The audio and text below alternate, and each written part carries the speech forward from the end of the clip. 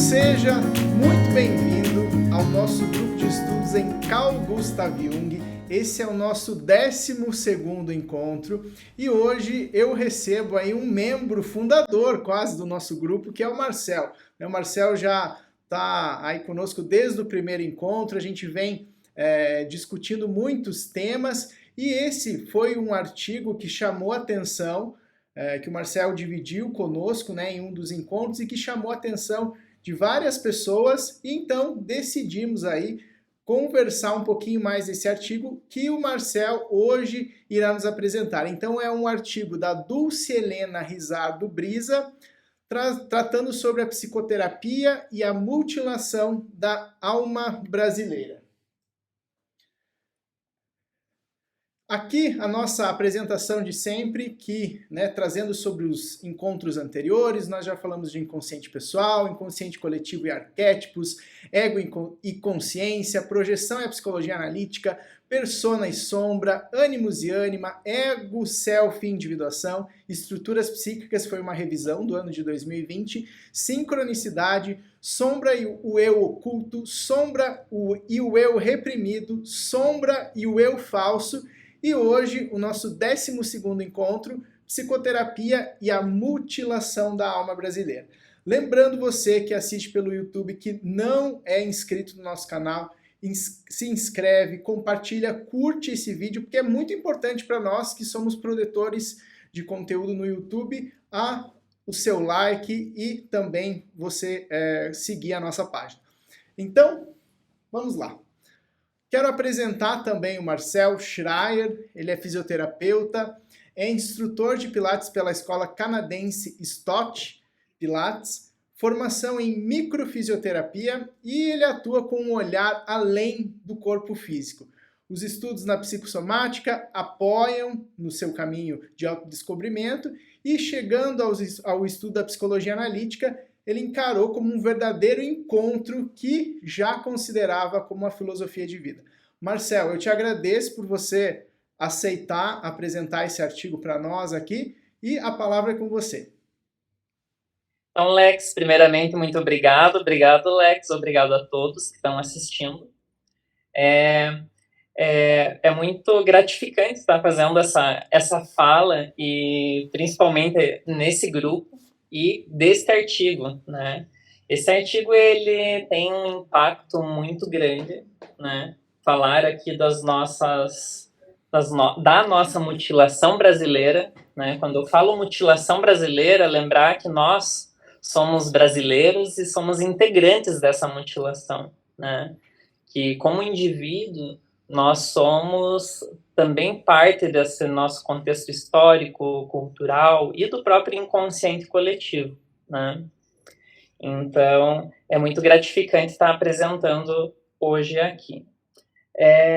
Falar sobre esse desafio, né, da mutilação da alma brasileira, vale salientar que esse estudo ele foi apresentado em 2003, mas perceba que falar das mutilações é muito relevante nos dias de hoje, mais ainda com todo o nosso histórico desse último ano de pandemia e tudo mais. Mas, para você ver como é atemporal, como a alma é única, né? Então, nós estamos falando aqui de um artigo já de algum tempo, mas com atualidade na cara, digamos assim, né? Então, esse estudo ele foi apresentado no 3º Congresso Latino-Americano de Psicologia Junguiana, que foi em Salvador, na Bahia, em 2003. E o título deste congresso, né, era o Desafio da Prática, né, o paciente e o continente, né? Então, por que o desafio da prática, né? Porque tá além de apenas conceitos teóricos, né? Então, acho super relevante que nós construímos, o Lex construiu todo esse percurso, né? Durante esses 11 encontros, para que hoje nós aqui nos debrucemos sobre um estudo, como um estudo de um caso clínico, né, do Brasil como um indivíduo. Então, muito do que nós estudamos até agora, que foi apresentado pelo Lex, aqui nós teremos a oportunidade de ver numa visão mais prática, né?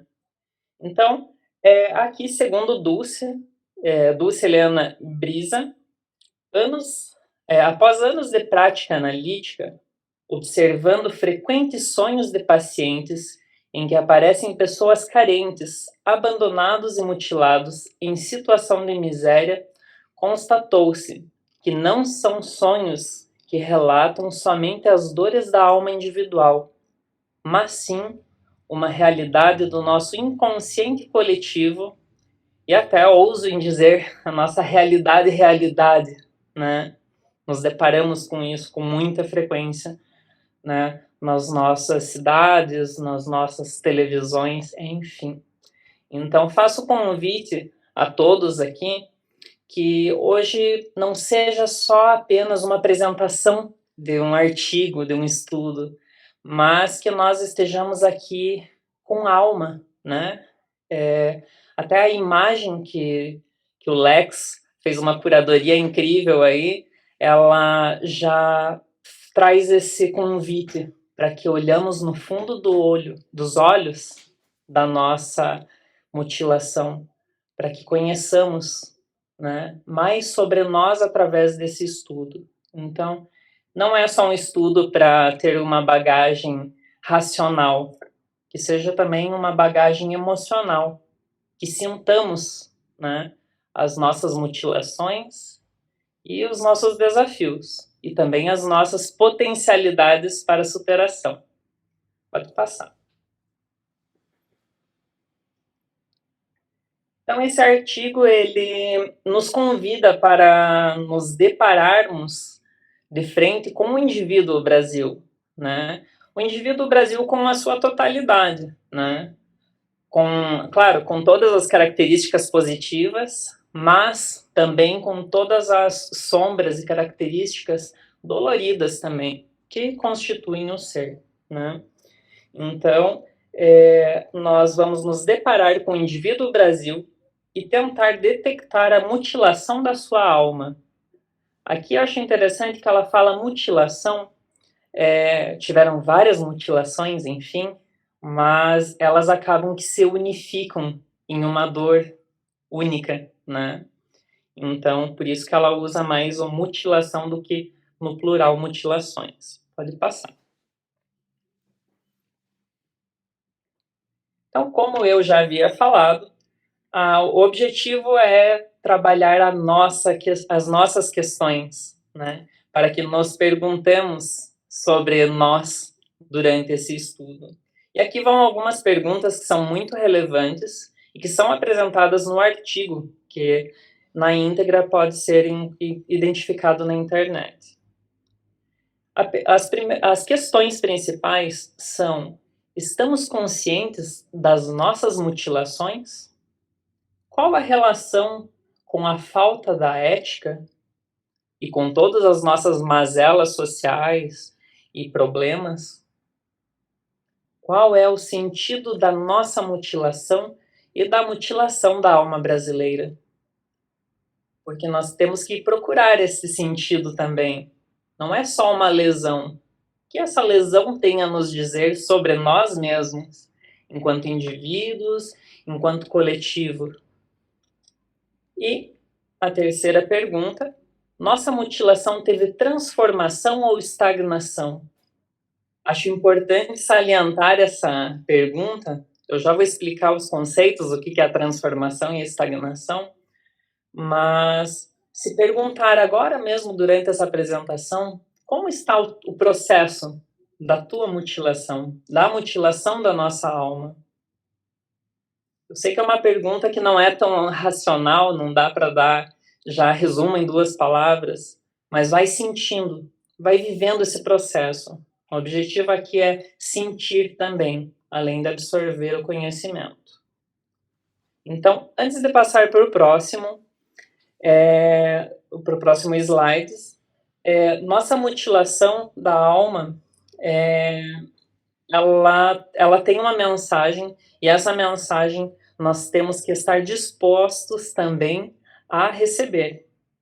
Então, vale a questão. Até surgiu agora uma próxima pergunta, né? Que não está no slide. Você está pronto para olhar para a sua mutilação? Então, vamos lá, pode passar, Alex. Então, aqui vamos aos conceitos, para ficar um pouco mais fácil de compreender, né? A mutilação, ela ocorre na nossa vida, e existem aí duas potencialidades maiores.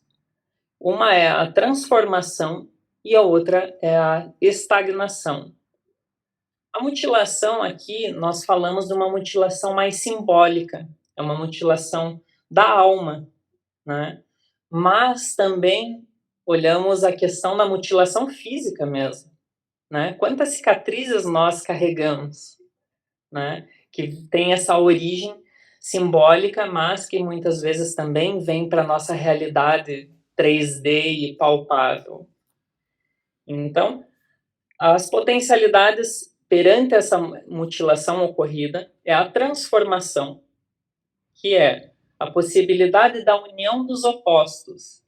O que seria? É a conscientização dos polos, conscientização daquilo que também está na nossa sombra, que está além do que nós conhecemos e sabemos. Então, a possibilidade da união dos opostos que facilita a liberação da energia psíquica, que bem trabalhada e conduzida pelo ego, que é o centro da nossa consciência, pode levar à transcendência, crescimento e à individuação. Se é que a gente pode falar de uma individuação aqui num campo de inconsciente coletivo. Então, a transformação, o que é? Ela é a elaboração mesmo. A elaboração como resultado, uma transmutação, não só uma cicatrização, mas uma regeneração completa. E, assim como, além da regeneração também, uma superação destas questões. E o segundo campo de potencialidade, que também pode acontecer, é a estagnação. Como o próprio nome diz, estagnado, parado. É a permanência no sentimento da dor, do ódio, da revolta. É a permanência da sensação de que, quando ela não é elaborada, ela é projetada no exterior, no outro. Então, quando não estamos elaborados com as nossas questões, nós olhamos muito para fora. O culpado é o outro, o culpado é o sistema. Nunca sou eu o culpado, nunca sou eu o responsável, né? Aqui puxando um pouco mais para o eu indivíduo, né? Mas no coletivo, vamos olhar como um indivíduo também, esse nosso coletivo que nós pertencemos. Será que nós somos este perfil? Ou será que nós sentimos aí que houve uma transformação das nossas dores?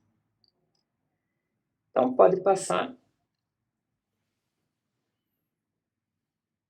E nós? Eu sempre puxo essa questão de não olharmos o Brasil como um indivíduo, mas lembrar que nós somos o Brasil, somos o indivíduo. Nós temos heróis e realizamos sacrifícios para que ocorram essas transformações? Essa pergunta aqui, vale lembrar que, quando se refere a sacrifício, é no sentido profundo da palavra, que é o sacro ofício, que é o trabalho sagrado, né? O trabalho sagrado para que seja forjada uma transformação em cima disso, né? Será que nós temos, além dessa disposição de fazer esse trabalho sagrado, que é uma entrega para a transformação, nós temos também esse herói dentro de nós? Esse herói que nos conduza e nos direcione para os próximos passos aí? Ou será que nós estamos estagnados, bombardeando, julgando, criticando, apontando para o próximo e projetando tudo nos outros? Qual será que é o nosso padrão seja individual ou coletivo. O que nós estamos fazendo com as nossas mutilações e as nossas dores? Dor, elas doem. Elas doem. Mas o que nós fazemos a partir dessa dor? Nós superamos elas ou ficamos ali nessa posição vitimista? Vai fazendo esse questionamento, vai fazendo esse pensar. Vamos elaborando, né? Esse nosso pequeno grupo aqui, de um coletivo, nós vamos elaborando internamente. E aqui falamos no nós, vamos conhecer um pouco mais profundo o nosso Brasil, o Brasil que nos constitui. Que nós, enquanto indivíduos, somos produtos do nosso contexto religioso, do nosso contexto histórico, do nosso contexto como um todo. Então, acho importante e relevante, esse artigo traz aqui com uma intensidade bem forte o histórico do nosso Brasil. Um histórico que muitas vezes nós preferimos não conhecer, né? Agora, falando bem do meu ponto, da minha parte nessa história, é um histórico que a gente sabe, mas sabe como uma história lá, uma história que aconteceu, que está no livro de história. Mas o artigo, ele me veio em um momento onde eu estava fazendo várias elaborações internas e eu percebi que essa dor, esse descobrimento de uma nova terra, ela está dentro de mim. Então, vamos elaborando, vamos pensando nesse coletivo, nesse interno. O quanto isso ressoa? Qual é os sentimentos que eu tenho sabendo e relembrando e repensando essas histórias? Que quando você lê, aconteceu tal coisa, aconteceu tal coisa. Agora, quando você pensa, aconteceu tal coisa no meu país, com o meu povo, ele gera um movimento interno que vale a pena dar uma olhada e sentir. Então, pode passar para o próximo histórico. Próximo slide. Então, o Brasil, ele teve uma história um pouco delicada, digamos assim, né? Nosso Brasil teve uma infância traumatizada. Quantos de nós também trazemos traumas desde a infância? Talvez diria todos, mas enfim, depende da intensidade. Mas vamos olhando para o Brasil e olhando para nós. O Brasil teve uma infância muito traumatizada, porque no início, os primeiros habitantes, eles viviam em harmonia. Harmonia na natureza, do ser e do estar. Eles viviam com respeito mútuo e com respeito às suas leis, às suas crenças, à sua natureza. Mas, em determinado momento, saiu-se desse paraíso. Parece até aí, pensando lá no surgimento do ego, né? Nós saímos desse paraíso onde a harmonia impera. E com a colonização ou invasão, eu coloco em aspas ali como um tom crítico mesmo, para gerar um movimento interno, invasão do Brasil. Com a invasão do Brasil, foram dizimados, explorados e diminuídos em um curto período de tempo. E com essa vinda, com essa invasão, foi drasticamente retirado desse paraíso na Terra, retirado de suas crenças, retirado de suas reais origens e hábitos. Então, e de uma maneira rápida, né, em questão de curto período de tempo, uma grande destruição, uma grande transformação e uma grande negação de suas origens. Pode passar para o próximo.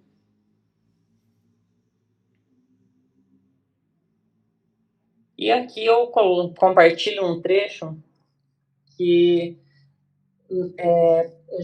também está no próprio artigo, né? E que eu achei assim de uma profundidade bem significativa, que é uma carta, é o trecho de uma carta de Padre Vieira, Antônio Vieira, o paiaçu dos indígenas, Paiaçu é a origem do Tupi, é o grande pai, né? Que era como os índios chamavam o Padre Vieira. Então ele manda na carta informações para o rei. Perde-se o Brasil, Senhor, diga-mo em uma palavra, porque alguns ministros de Vossa Majestade não vêm cá buscar nosso bem, vêm cá buscar os nossos bens. E essa carta, esse trecho, ele já resume bem o que acontecia nesse contexto histórico nacional, né? Então eles vinham buscar os nossos bens, não trazer o nosso bem ou querer o nosso bem. E até como uma pequena provocação, já que para a alma não tem tempo, eu gostaria de pensar aí, será que esse trecho aqui não seria muito bem redigido e direcionado para as nossas políticas atuais? Né? Será que os nossos ministros querem o nosso bem ou querem os nossos bens? Mas vamos puxar aqui de novo para esse Brasil histórico aqui. Então, o Padre Vieira, só para título de informação, o Padre Antônio Vieira era um padre onde ele se importava com a população indígena nessa parte da não escravização, não marginalização enquanto indivíduo, mas não enquanto credo, né? Enquanto religião, a história muda um pouquinho, mas ele era uma pessoa que defendia a existência, né? Enquanto pessoa da parte dos indígenas. Então, pode passar. Então, até vou dar uma suspirada aqui, que o nosso histórico é um pouquinho difícil, né? Além de nós termos aí a nossa infância traumatizada com impactos externos que aconteceram, que foram abruptos, nossas raízes, os nossos pais, também têm questões. Eu dou essa suspirada porque é um desafio não existir questões para serem, né, traumáticas, mas nesse nosso Brasil indivíduo, as raízes foram um pouco diferentes, mas talvez não tão diferentes de uma grande parcela do nosso país. Em resumo, trazendo lá do artigo, nosso país ele tem um pai branco e ausente, pois ele estava mais em Portugal do que no Brasil. Ele estava mais ausente e preocupado com lá do que com cá. Ele se direcionava para o cá, para o seu filho, Brasil, apenas para ser agressivo, opressor. Então, ora, o nosso pai era ausente, ora, ele era terrível, agressivo e opressor.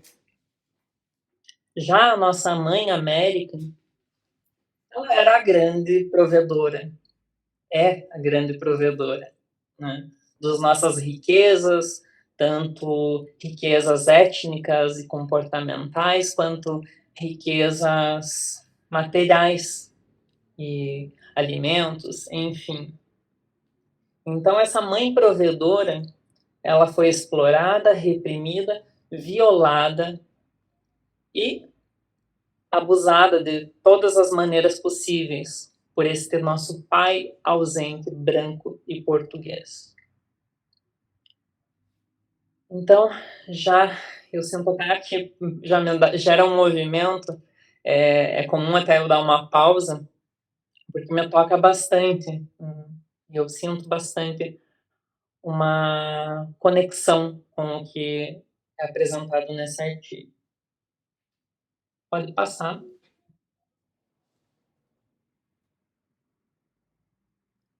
Então, surdos aos apelos da alma, os homens brancos, em sua cobiça alucinada pelas riquezas, escravizaram os indígenas, os reis dessa terra.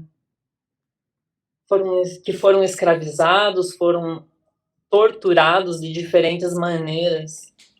E E eu sinto, agora falando um pouco de mim, que por um grande período nós esquecemos dessa real ligação de quem são os reis da nossa terra. A primeira vez que esse artigo me foi apresentado foi em 2019, no começo do ano de 2019, pela minha analista. Eu estava elaborando ali questões e ela falou que o que nós tínhamos elaborado tinha ligação com um artigo. E ela me deu esse artigo impresso, na verdade, depois me mandou em e-mail, e eu li ele tomando café após a sessão, já, né, sempre sedento por informações, e eu saí dessa cafeteria e encontrei alguns indígenas na porta de uma farmácia vendendo cestinho, e aquilo me impactou de um jeito, assim, com uma profundidade que eu pensei, cara, tá aí os reis dessa terra, quem sou eu aqui, né? Então, vale aí pensar, será que nós estamos realmente dando os lugares corretos para as pessoas? Nesse nosso histórico de Brasil, nesse histórico nosso de vida?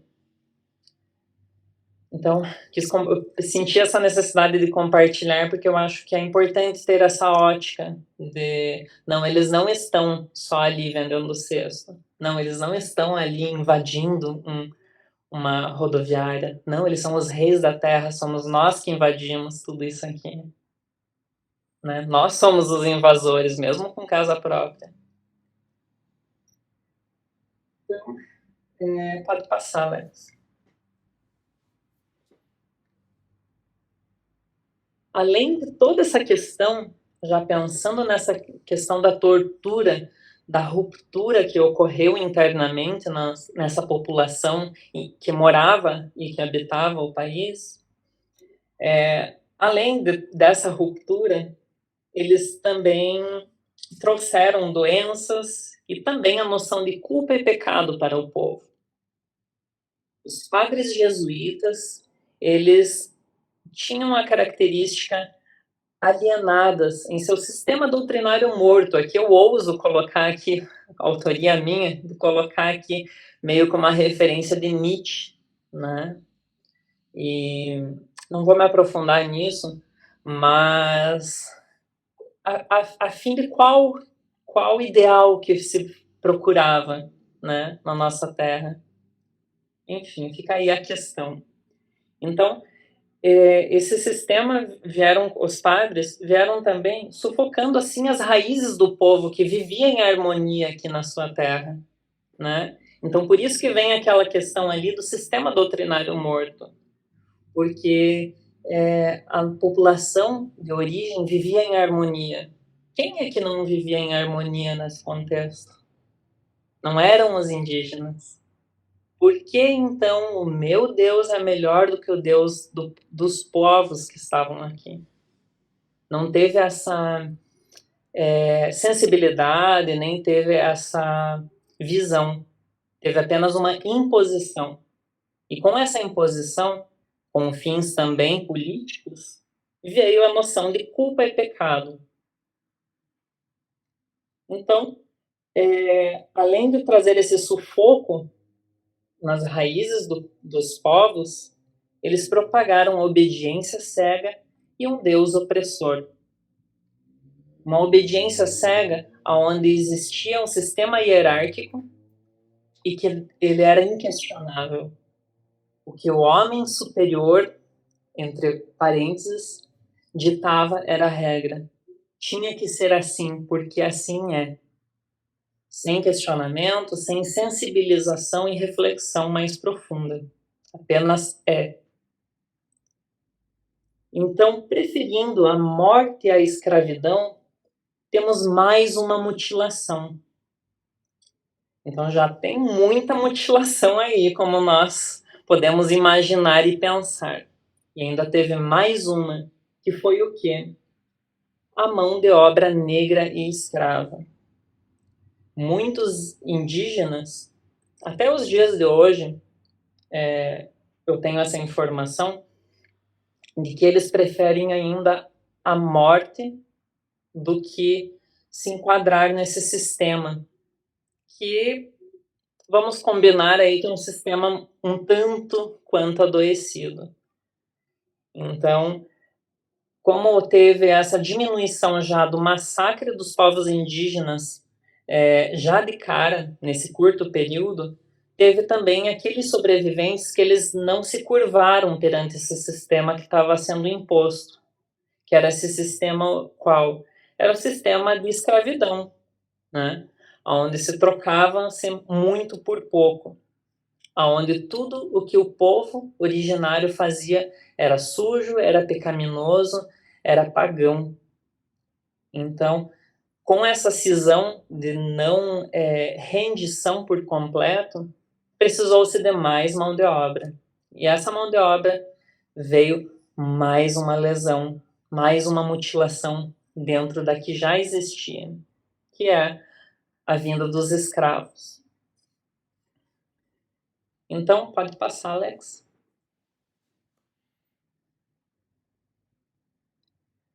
Então, a vinda dos escravos, até aqui nos slides eu não dei essa devida ênfase, mas a vinda dos escravos também veio com uma cisão absurda. Eles foram raptados das terras de origem, ao qual eles eram reis também. Se parar para pensar, nós tivemos como serviçais pessoas que eram reis de suas terras. Então, eles foram raptados do seio africano, da mãe africana, e vieram como um rito sujo, repugnante de passagem os navios. Muito sofrimento, muita morte, muita dor. E chegando aqui, não foi só essa dor aí dessa transição. A dor permaneceu aí por muitos séculos.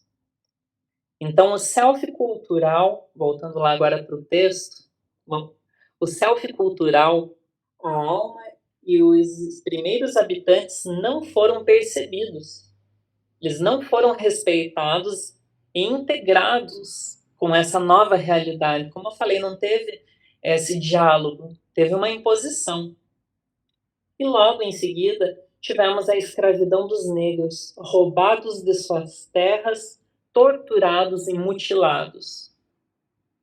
A escolha da imagem, como eu falei, é perfeita em todos os slides, porque ele retrata bem. Essa imagem é uma imagem que estava no meu livro de história, talvez o primeiro livro de história que eu tive, que mostra bem como eles eram tratados apenas como objetos, como um ventilador, como um criado que ficava do lado da cama. E as crianças ali nessa imagem, eu lembro que desde criança me tocava bastante porque me remetia como se fossem, sei lá, dois cachorrinhos, dois Yorkshires que estão ali para a dona se distrair enquanto ela se alimenta. Então, é uma lesão muito forte. São pessoas, realidades, riquezas que não foram integradas devidamente. Então, vamos pensando que essa bola de neve de mutilações, ela está aumentando, gradativamente aumentando, já nesses primeiros momentos, né, do nosso Brasil.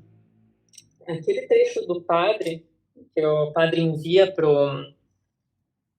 o rei, ele foi escrito mais ou menos aí no começo do século XVI, século XVII, mais ou menos. Então, pense, já tinha aí 100, 200 anos de história, de sofrimento, de roubos internos e externos, simbólicos e não simbólicos. E mais essas questões aí da escravidão. Pode passar, Alex. E claro que como resposta, nós temos várias sensações de mutilações, né? Nós trazemos essa sensação de mutilações simbólicas que ocorreram, né? E vieram como imagens. Sim, deixa eu só ter uma coisa aqui. Acho que eu peguei errado aqui minha folha, só um minutinho. Assim. Eu acho que faltam slides. Deixa eu voltar um pouquinho para trás, lá, por favor. Ou eu que não li, que eu me empolgo.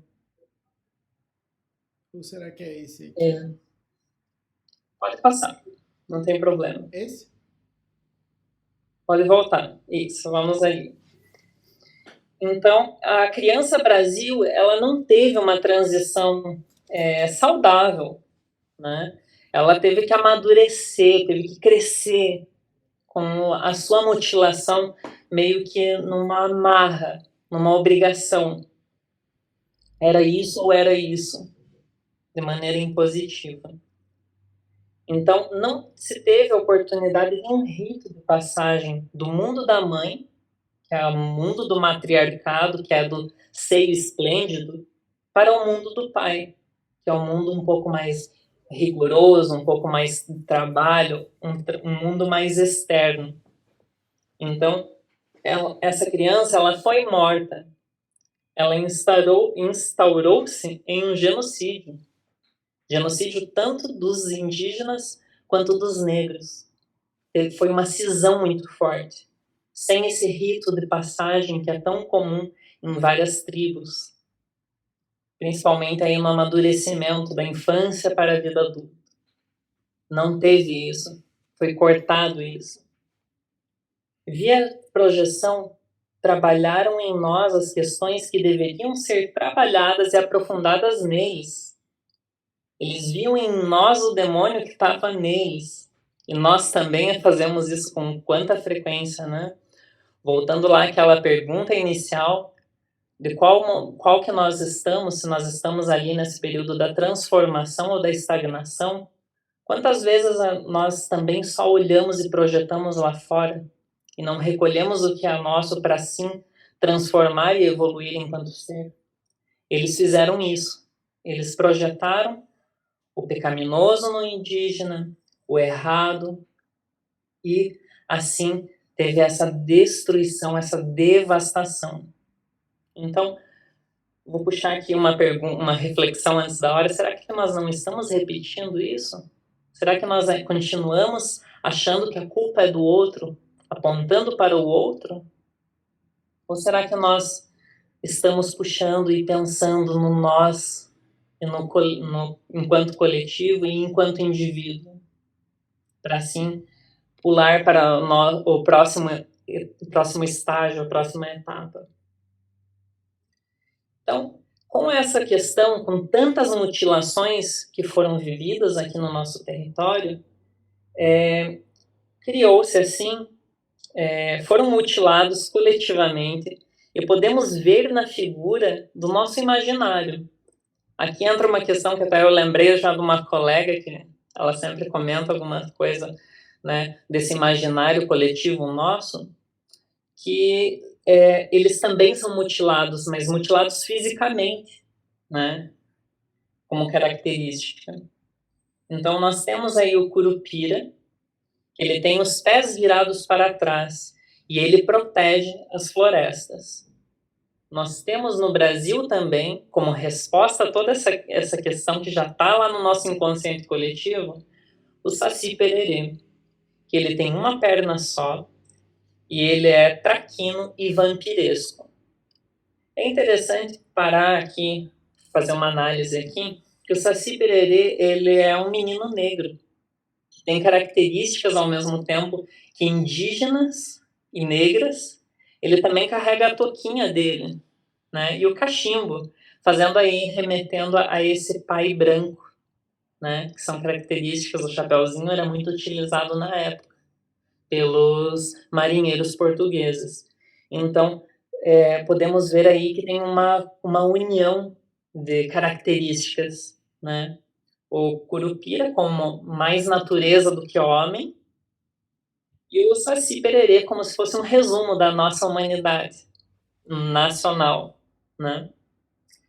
E aqui também vale dar aquela salientada de que tanto o Curupira quanto o Saci Pererê, eles são imagens, né, figuras do nosso imaginário, que eles trabalhavam de uma certa maneira para para proteger a natureza, para proteger a integridade de algo. Então, eles seriam como se fossem expressões da própria Mãe América, da própria Mãe Terra, né? Para buscar esse equilíbrio, né? Então, até eu assisti em um congresso no ano passado pelo IGEP, onde eles falavam que o Curupira e o Saci Pererê agiam como se fosse um psicoponto. Então, eles faziam o quê? Eles faziam essa ligação entre o consciente e o inconsciente, como se fosse um chamado mesmo, para que o caçador, o invasor, ele conseguisse colocar a mão na consciência, digamos assim, para refletir o que ele está fazendo, por que ele tem aquele caminho, né? Se era aquilo mesmo que ele queria para a vida dele, né? Então, essas imagens aí, além de uma manifestação da Mãe Natureza, da Mãe América, ela agia para essa tentativa de despertar algo, de movimentar algo, de trazer daqui para lá, de lá para cá, informações, insights, enfim. E também temos, que é bem comum, a mula sem cabeça. As histórias da mula sem cabeça também vão em todo o território nacional e, claro, que tem variações de regiões em regiões, né? Até fui dar uma procuradinha a mais aqui para ver na minha região como é que era essa história da mula sem cabeça, mas de todas as regiões tinha um ponto em comum. Normalmente a mula sem cabeça era relacionada a uma figura feminina que cometeu ou adultério, ou sexo antes do casamento, ou era a mulher do padre, né? Então, sempre ligado com essa questão de uma sexualidade castradora, né? Principalmente do feminino. Então, acaba que nesse artigo, eu acredito que faz todo sentido, é vinculado a mula sem cabeça como uma expressão do pai, né, do nosso pai branco português, né? Por quê? Porque ele traz essa noção do pecado, essa noção do errado, né? E como a imagem diz, ali até eu coloquei, mula sem cabeça, 2 pontos, sim, sem cabeça, né? Eu coloquei ali para quê, né? Porque realmente a mula era sem cabeça mesmo, né? Porque a cabeça ela vem como uma expressão do nosso self, uma expressão do nosso consciente, da nossa sabedoria. Então, como veio, né, ligado com esse imaginário castrador, ele não teve reflexão. Realmente a mula era sem cabeça, porque não fazia sentido a ligação com que ele era apresentado no imaginário. E como as pessoas que vieram para o Brasil também agiram sem cabeça, fazendo toda essa destruição e causando essa dor tão grande, essa mutilação tão grande no nosso sistema como um todo. Então, pode passar.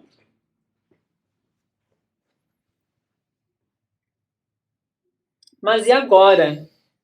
Né? A gente já ficou aqui meio consciente, meio ciente das tragédias que nos cercam, das tragédias que nós carregamos, né? Porque como essa dimensão do inconsciente coletivo não tem espaço-tempo, ela está aqui. Por isso que nós nos emocionamos quando vemos, quando sabemos, quando nos imaginamos naquele contexto histórico, porque está aqui, está vivo em nós essa questão, né? Essa situação e dor. Mas e agora? Como está a nossa alma? Como está a nossa alma agora? Como anda a nossa doença da desigualdade social? Como está a nossa consciência de classe? Ouso de colocar aqui também, que eu acho muito importante. Como anda a nossa ética e consciência como um todo? O que nos falta para que ocorra realmente uma transformação não só em nós, mas enquanto coletivo. Acho importante pensarmos nessas perguntas, refletirmos mais profundamente, talvez não conscientemente aqui, porque na apresentação nós temos um tempo mais reduzido, ficaria dias aqui falando sobre isso, mas o que você sente com essas questões, o que você sente com essas perguntas? Dá um desconforto? Eu particularmente sinto um pouco meio indigesto. É a sensação que eu tenho, é como se fosse indigesto. Então, pode passar, Alex.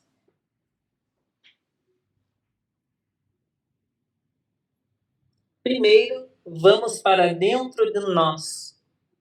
É o que eu acabei falando desde o começo. Vamos olhar para o indivíduo do Brasil, mas ele está em nós. Vamos olhar para nós. Se não transformarmos a alma individual e coletiva, nenhuma outra revolução será eficaz. E eu acredito profundamente nisso e vejo como uma realidade muito evidente para aqueles que querem ver a realidade. A transformação, ela começa pelo indivíduo, pelo ser unitário, para daí sim você conseguir reverberar, conseguir repercutir num coletivo. Seja um coletivo de participantes de um grupo de estudo como o nosso, ou seja de um estado, de um país ou de um planeta. Nós começamos com um movimento individual. Esse individual vai gerar frutos e movimentos no externo. Pode passar.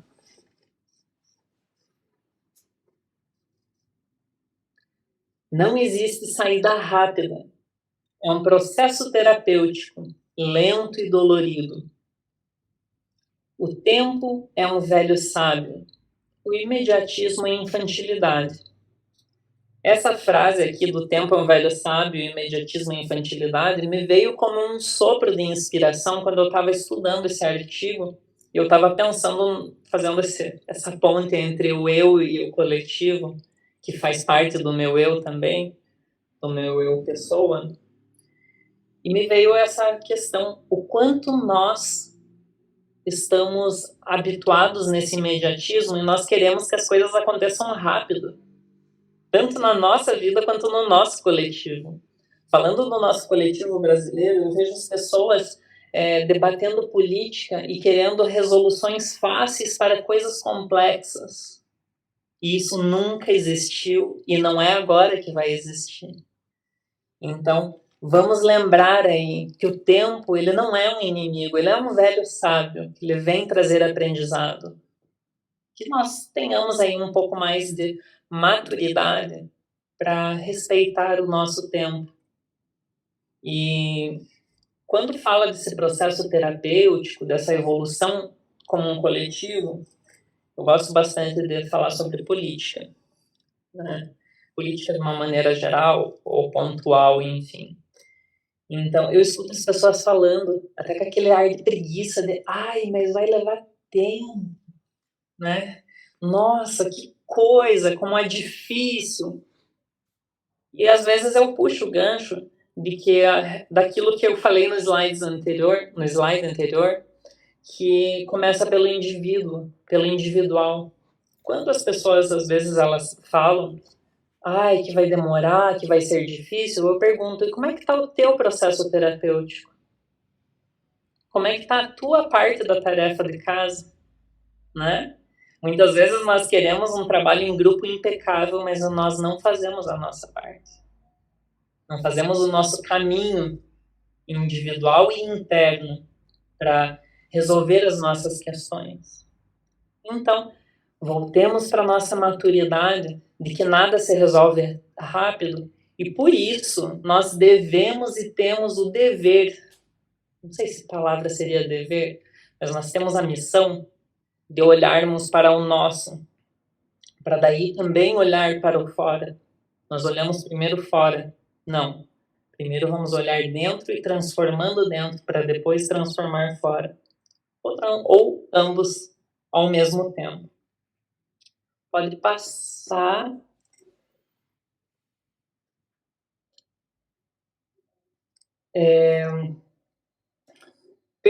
Percebe-se com frequência como temos comportamentos infantilizados.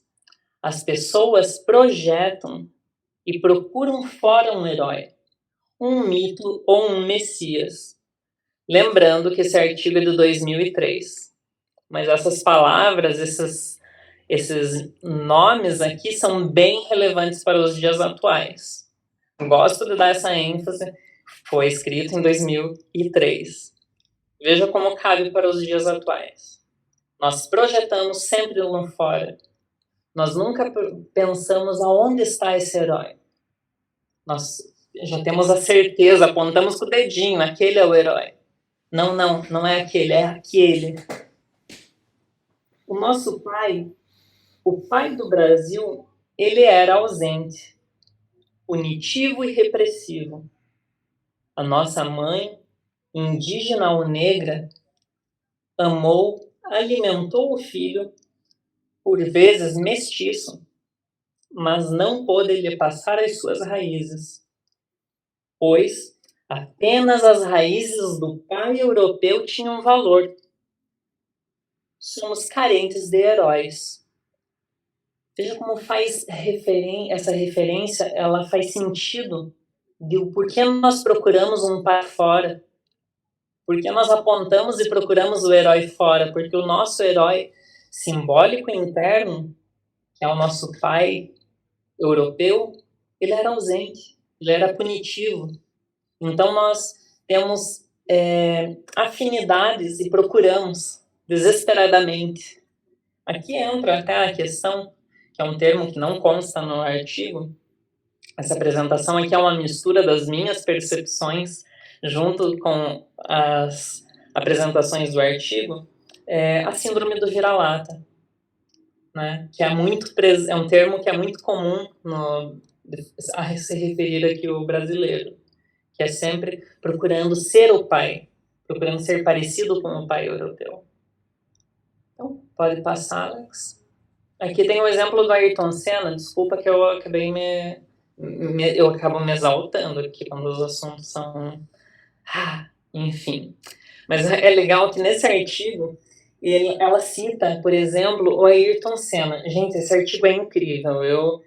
Chegou num momento, recentemente eu estava fazendo isso, mas há um ano atrás também, que eu imprimia apostilinhas desse artigo, grampeava e eu andava com ele na bolsa. Quando eu encontrava pessoas que eu sabia que tinham um feeling, ou que em algum momento elas iriam folhar, eu pegava e, viu, tem um artigo aqui, e tal, explico brevemente e dava para a pessoa. Porque eu acho assim, é de uma utilidade pública que esse artigo deveria muito ser mais debatido e mais explorado. Por que eu falei tudo isso? Porque ele cita um exemplo do Ayrton Senna. Todos conhecem o Ayrton Senna. E o brasileiro tinha um brilho muito forte nos olhos quando via Ayrton Senna nas competições, no pódio. Por quê? Porque projetavam nele um ideal de um brasileiro que deu certo. E ele, não é por acaso, era um homem branco. Então, olha essa projeção, olha como nós estamos desesperados por herói, nós procuramos esse herói fora. Então, o Ayrton Senna está aí, um dos exemplos. Pode passar agora.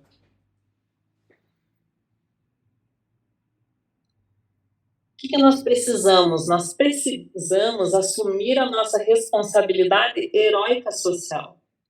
Precisamos exigir um governo presente, um pai presente.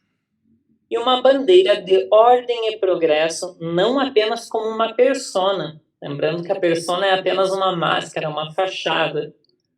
Mas sim, nós precisamos de uma bandeira de ordem e progresso com realidade, com verdade. Então, nós precisamos tomar as rédeas da nossa vida.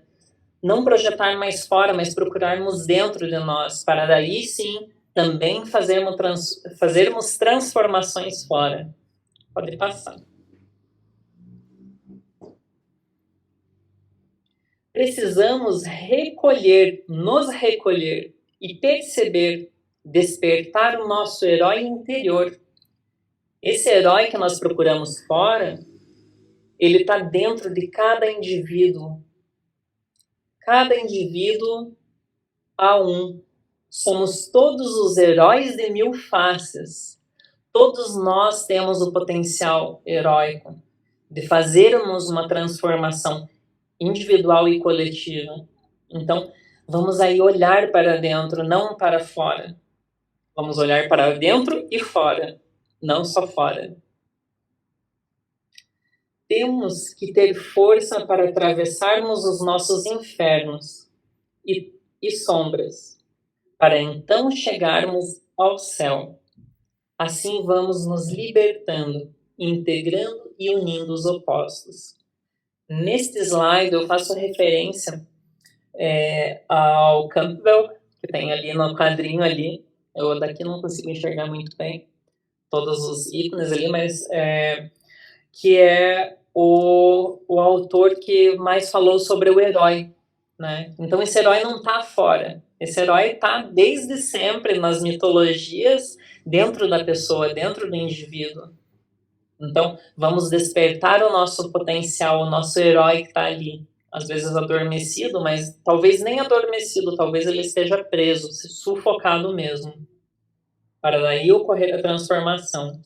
A outra referência que eu faço lá no segundo parágrafo, talvez não tão explícita, me vem a referência do Dante Alighieri, né?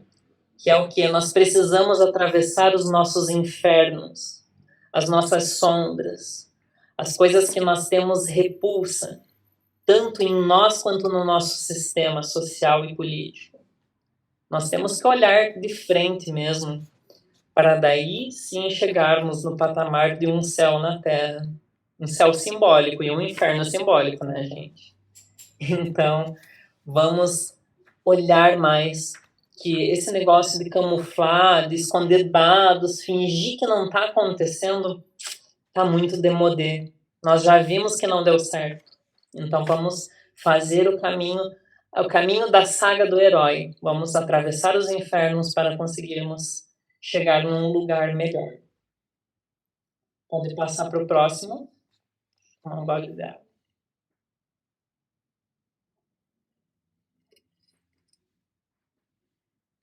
Nossa saída criativa não é mais a tirania e a revolução armada. Como acabei de falar, já sabemos que não deu certo. Como percebemos, não é assim que transformações ocorrem. O caminho é a conscientização e o pleno exercício democrático. Precisamos de amor e respeito. Somos um povo que se automutila e se autoavacalha. Podemos transformar isso em nós. Então aqui, de novo, dando aquela ênfase de o quanto nós precisamos ter essa democracia, esse diálogo. Não é pela repressão. Repressão já aconteceu lá, quando o povo branco chegou aqui, dizimando a terra. E não deu certo. Nós temos as cicatrizes até hoje, carregamos elas. Nós precisamos do quê? De uma democracia, de um diálogo aberto. Pode passar.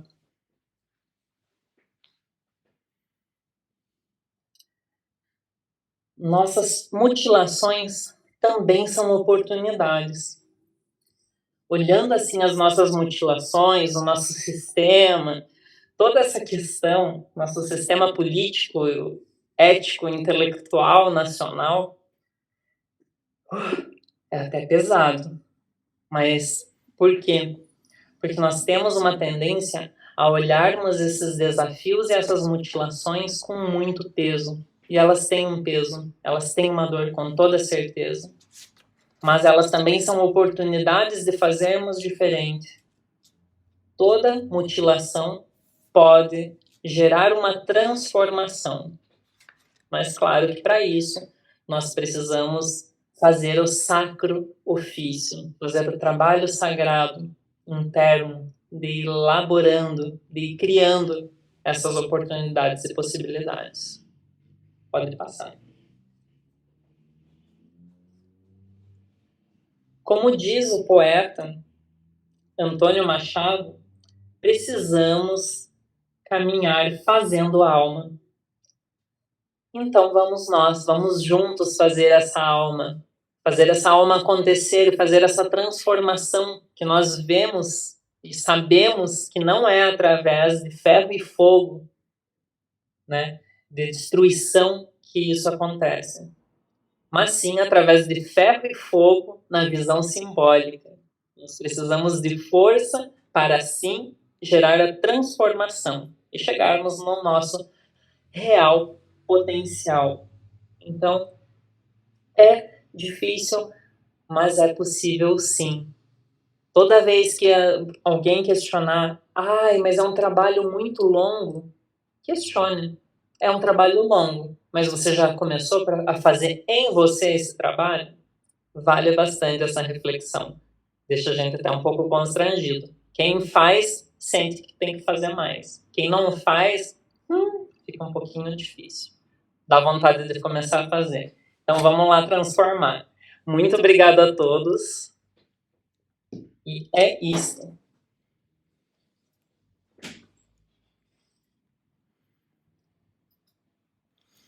Marcel, muito obrigado pelo teu carinho aí que você colocou em cada slide, que colocou em tudo. Sei, né, a gente já conversou outras vezes, foi muito especial para você a apresentação desse artigo. Tenho certeza que também para o pessoal que leu, muitas coisas, né, acabaram vindo. Assim, essa semana também eu tive algumas situações que sincronicamente vieram muito a calhar na leitura desse artigo. Tem um livro que eu estou lendo essa semana que fala da jornada do escritor. É uma estrutura mítica para escritores. Ele trata a história e ele faz muito essa visão do Campbell, do Jung, sobre o mito do herói, né? Então, como você bem colocou ali e no texto, era muito enfático a questão do brasileiro projetar o seu herói em alguém, né? Num pai que talvez não teve, mas sempre à procura de um herói externo, deixando de viver esse mito da jornada do herói, que é uma jornada que só pode ser vivida por quem diz sim a esse chamado, né? Então, essas situações, essas mutilações, elas são um chamado para nós também rompermos com essa consciência que nós estamos nesse momento, né? Se a gente for seguir exatamente a jornada do herói, a gente vê tudo isso. Muitas pessoas, elas às vezes ficam recusando esse chamado, ainda projetando isso e deixam de viver a sua história, né? Acho que a grande questão que nós temos aqui é ser convidado a viver a sua jornada do herói e não esperar que a solução chegue através do governo, através de uma nova revolução e tudo mais, e que a minha parte eu deixo de fazer esperando o outro, né? Para mim o que fecha desse encontro vem muito isso, né? E é um encontro que não fecha, porque ele continua repercutindo. Acho que essa é a grande ideia, que ele fique repercutindo na nossa alma, nos nossos sonhos, né? Então eu agradeço esse convite que você nos instiga a conhecer mais da nossa alma mesmo, olhando para esse passado, resgatando a nossa origem, né? Então, Marcel, gratidão mesmo. E agora, né, para quem acompanha só no YouTube, a gente encerra por aqui, lembrando que quem participa ao vivo participa da melhor parte aí também, que é as discussões, que é trazer para a conversa, para esse bate-papo, outras questões aí que foram levantadas durante o tema, durante a leitura, e agora a hora é essa. Então, para você que nos acompanha só no YouTube, eu me despeço por aqui e até a próxima.